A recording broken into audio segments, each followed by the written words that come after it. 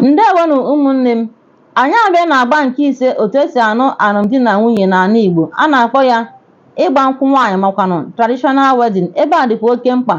Ebe a bụ ebe onye okenye ga-agọ ọfọ ma kpee ekpere, buru mmanya bunye nke nwaanyị sị ya gaa gosi anyị onye bụ di gị. Nna ya ga-eme nke a makana onye okenye ga-eme ya. O buru ya na-ete egwu ya na ụmụ ashebi ya na-achọ ebe di ya nọ. Ndị enyi di ya ga-ezo di ya ka nwunye ya chọtụ ya obere. Ihe akwanụ ngara dị na alụmdi na nwunye. Di ya ga-eyikwa ofu ụdị akwa oyi bụ nwunye ya.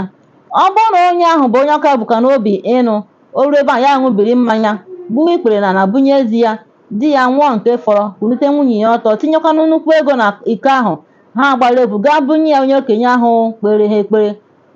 Ha bịa gbudo ikpere n'ala, wepụ okpuisi mbụ nke nwoke. Ha ekpechara ya ekpere bụ onye okenye ahụ ma gọrọ ya ọfọ ndụ, ọfọ ọmụmụ, ọfọ akụnụba, na ha ga-adị ndụ biko ọnụ tikaa nka na ihe ga-adịrị ha na mma. Asị ise, ha ekunye ọtọ.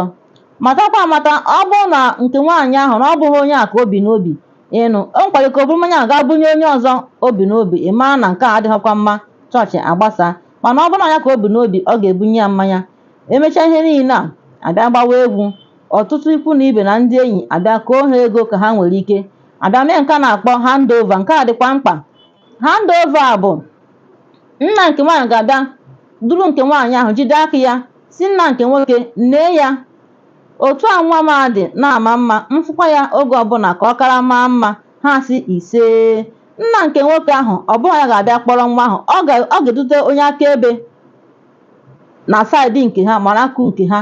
Onye ahụ ga-abịa kwụrụ ese ha foto ebe a na-eme nke nwaanyị hand over ka ọ nawazie na be di ya.